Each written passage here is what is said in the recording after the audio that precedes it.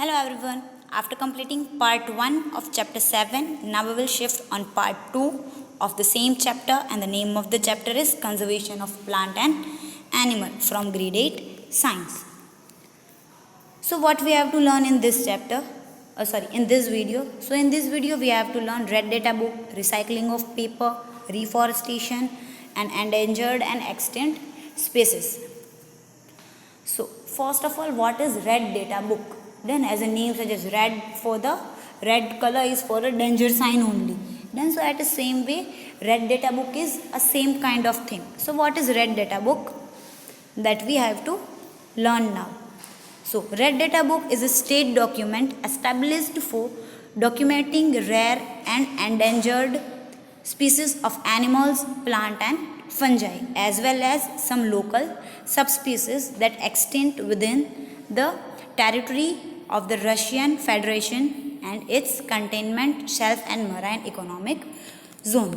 Then कुछ समझ में नहीं आया, राइट? तो मैं समझाती हूँ रेड डेटा बुक है क्या. तो ऐसे एनिमल्स है, ऐसे स्पीसीज है, ऐसे प्लांट है जो पहले के ज़माने में थे बट अब नहीं है, अब उनका कोई नामो निशान नहीं है अपनी अर्थ पे. तो ऐसे जो एनिमल्स है उनकी एक पूरी लिस्ट बनाई गई है, एक पूरा बुक बनाया गया है उसके ऊपर कि भाई ये एनिमल है वो पहले थे, इस सेंचुरी में थे, इस सेंचुरी में मर गए. तो ऐसे जो कलेक्शन है वो एक उसकी एक बुक बनी है, that one is a red data book. अब उस बुक के अंदर क्या क्या चीज़ें होती है, तो ऐसे एनिमल्स जो ऑलरेडी एक्सटिंक्ट हो चुके हैं और ऑलरेडी मर चुके हैं, जिनका अर्थ के ऊपर अभी कोई साइन नहीं है, सिग्निफिकेंस नहीं है, वो एनिमल के नाम है उसके अंदर. फिर ऐसी चीज़ें जो ऑलरेडी एक्सटिंक्ट होने की पोजीशन पे है, कि ऐसे एनिमल्स कि जिनकी बहुत कम नंबर्स में बचे हैं. जैसे टाइगर की बात करें तो टाइगर पहले बहुत कम बचे थे, कि भाई नंबर्स के ऊपर गिने जाते थे कि भाई इतने ही टाइगर्स बचे, बाकी ख़त्म होने वाले. तो वैसे एनिमल्स की भी इस बुक के अंदर नोटिफाई होती है कि भाई इतने ही एनिमल्स है, अगर अब आप उनको प्रिजर्व नहीं करोगे तो वो क्या होते जाएंगे, ख़त्म होते जाएंगे. बेस्ट एग्जांपल अगर मैं आपको दूँ तो डायनासोर्स, कि पहले के ज़माने में थे डायनासोर्स ऐसा बोला जाता है, बट अब वो नहीं है. तो उनकी मेंशनिंग भी ये बुक के अंदर होती है कि भाई पहले के ज़माने में ये स्पीसीज़ थी और अब नहीं है, वो एक्सटिंक्ट हो गई है. तो eight the same way tigers भी बहुत कम हो गए थे, तो टाइगर्स की भी इसमें मेंशनिंग होती है कि भाई टाइगर्स बहुत कम हो गए. अगर आपने टाइगर्स की देखभाल नहीं की, उनको कंजर्व नहीं किया, तो डायनासोर्स के जैसे टाइगर भी क्या हो जाएंगे, लॉस हो जाएंगे. तो ऐसी सारी डेटा जिस बुक के अंदर कलेक्ट किया होता है, that book is red data book. कि जितनी भी एंडेंजर्ड स्पीसीज़ है, मतलब ऐसी स्पीसीज़ की जो डेंजर में है, कि जिनका अस्तित्व ख़त्म होने के ऊपर है, उन सारी स्पीसीज़ की, फिर वो एनिमल्स हो, प्लांट हो या फंजाई हो, उनकी नोटिफिकेशन और उनकी सारी चीज़ें की हैंड रिटन फॉर्म और else in a document form, कि उनकी सारी माहिती जिस बुक में होती है, that book is a red data book. Now the book has been adopted by Russia and all CIS state to sign a common agreement on rare and endangered species protection. अब क्या हुआ, ये red data book जब adopt हुई, सबसे पहले Russia ने adopt की थी कि भाई हाँ, हम ये एनिमल्स है कि जो एंडेंजर्ड है, इनका इसमें नाम है, अब क्या करेंगे, उनको हम प्रोटेक्ट करेंगे. कि भाई ये एक लिस्ट बनाए कि ये एनिमल इस कैटेगरी में है, ये सेफ है, ये ख़त्म होने की कगार पे है, ये ऑलरेडी ख़त्म हो गए, इनके नंबर कम हो गए. ऐसे एक पूरा लिस्ट बनाया था उन्होंने, और सबसे पहले ये अडॉप्ट हुआ था रशिया के अंदर. After Russia all the CIS countries, that means कि जितने भी लोग इस चीज़ के अंदर माने हैं ये बुक बनाने के अंदर, और हाँ कि भाई इस चीज़ से हम सहमति रखते, वो सारी कंट्रीज़ ने एक MOU साइन किया, मतलब एक फॉर्म साइन किया कि हाँ भाई हम रेड डेटा बुक को मतलब स्वीकार करते हैं, और इसके अकॉर्डिंग हम हमारे कंट्री के अंदर भी जितनी स्पीसीज़ वगैरह होगी, इनकी भी इंफॉर्मेशन हम प्रोवाइड करेंगे और एक पूरी रेड डेटा बुक को जनरेट करेंगे प्लांट और एनिमल्स के कंजर्वेशन के लिए. देन ना रेड डेटा बुक क्या है वो मैंने बताया. देन तो रेड डेटा बुक के अंदर कौन कौन से टाइप की स्पीसीज़ होती है, endangered species and what ever the things, extent species, वो क्या है वो अब हम लर्न करेंगे. So first one is endangered species. So what is endangered species? So some species can get extinct. These species are called endangered species. कि भाई ऐसी species जो ख़त्म होने वाली है, जिनके बहुत अमाउंट में नंबर्स नहीं है जो ख़त्म होने वाली है. They some species can get extinct. Extinct मतलब ख़त्म हो जाना. सो कैन गेट एक्सटिंक्ट मतलब ऐसी स्पीसीज जो ख़त्म होने पे आई है, that are known as endangered species. The examples are Ramur leaf frog and the grizzly bear. Already I mentioned the image of that two organisms. अब अलग टाइप का फ्रॉग है लेमूर लिफ फ्रॉग. फ्रॉग तो बहुत सारे होते हैं, बट ये वाली जो स्पीसीज है लेमूर लिफ के ऊपर जो फ्रॉग रहता है, वो फ्रॉग ऑलरेडी खत्म होने की कगार पे. गिने चुने नंबर्स में ये फ्रॉग प्रेजेंट है. And it is same way bear तो बहुत सारे होते हैं, बट स्पेशली कौन सा बियर? ग्रीजली बियर. ये ग्रीजली बियर जो है वो ऑलरेडी ख़त्म होने की कंडीशन पे है, उनके नंबर बहुत ही कम हो गए. So this are the endangered species. So now we have to learn what is extant species. Endangered पढ़ ली, अब बात करते हैं एक्सटेंट स्पीसीज की. So what is extant species? Those species which are not found anymore are called extant species. कि भाई ऐसी स्पीसीज जो अब कहीं पे भी देखने को नहीं मिल रही है, जिनका अस्तित्व इस अर्थ के ऊपर ख़त्म हो गया है, कि जिनका सर्वनाश हो गया है, जिनकी स्पीसीज का, कि जो अब कहीं पे नहीं देखने मिलती, that are the extant species.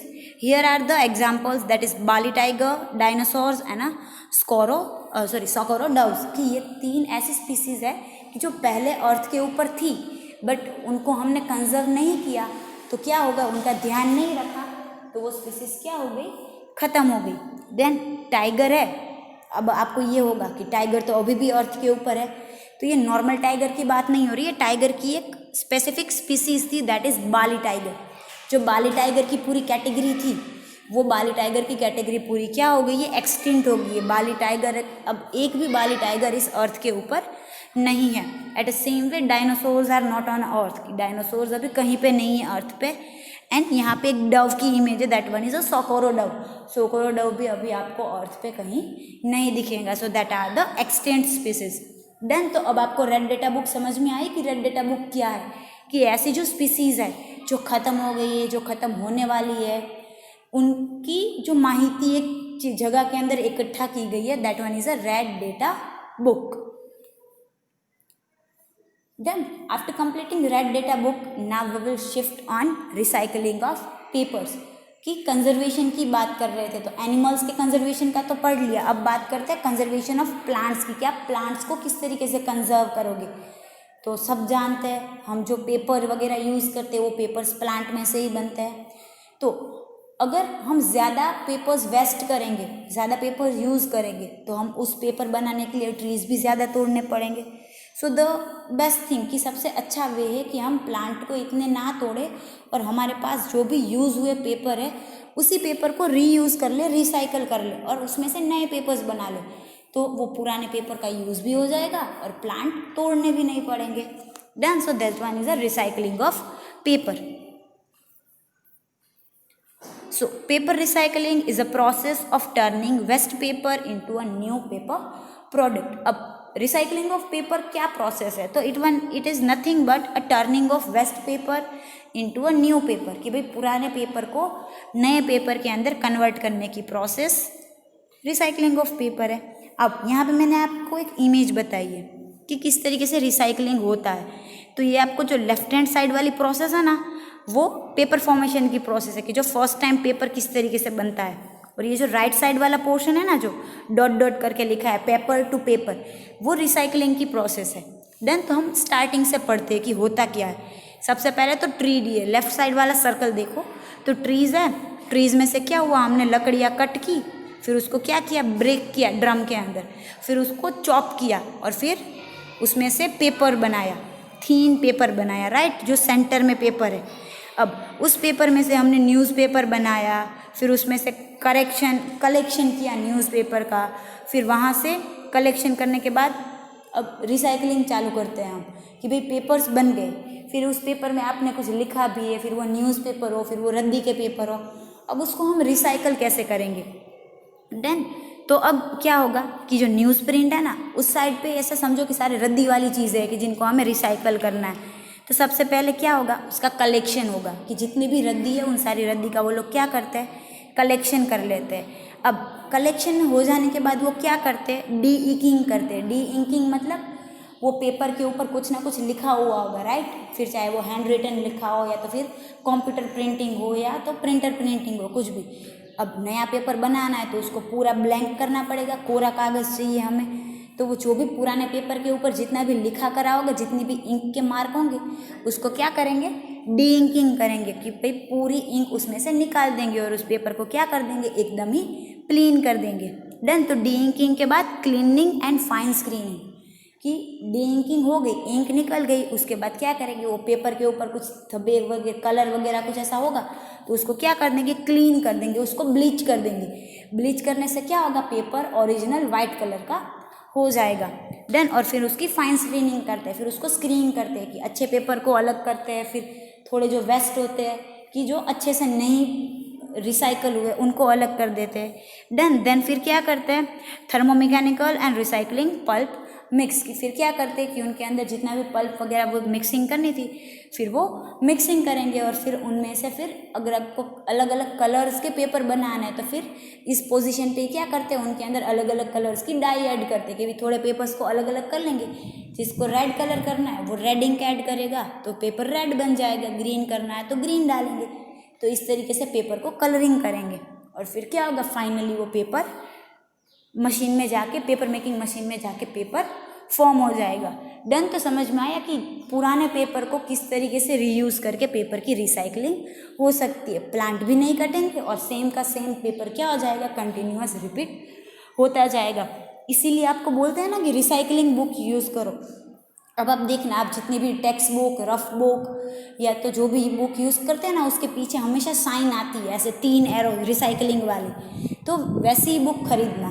Done. क्योंकि वही बुक क्या हो सकेगी, वापस रिसाइकल हो सकी और आप उसी बुक में से वापस गवर्नमेंट उसको रिसाइकल करके नई बुक बना सकती है। तो आपसे ध्यान रखना, जब भी बुक लेने जाओ तो ऐसे रिसाइकलिंग एरो वाली बुक लेना, तो क्या हो जाएगा कि वो रीयूज़ हो पाएगी। Done. Now the next point is reforestation. Deforestation is already will complete. That means deforestation में क्या था कि forest किस तरीके से कट रहे हैं। Now we will move on reforestation. That means reforestation मतलब forest को वापस से grow करना. That is reforestation. So what is reforestation? So reforestation is a natural or international restocking of existing forests that have been depleted, usually through deforestation. Done.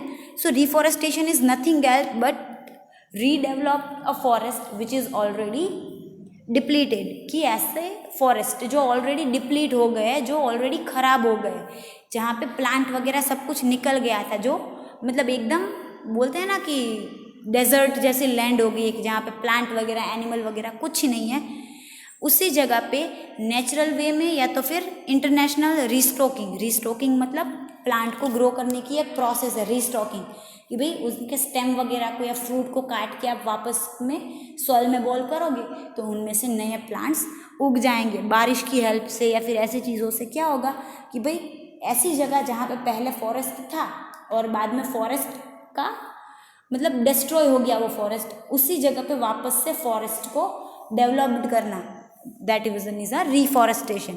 Then reforestation is a natural or international restocking of existing forest that have been depleted. Then कि पहले forest था और फिर deplete हो गया, उसी जगह पे वापस से फॉरेस्ट को डेवलप करना, that is reforestation. Then guys, here our chapter number 7 is completed. I hope you all understand. Thank you everyone. Have a good day.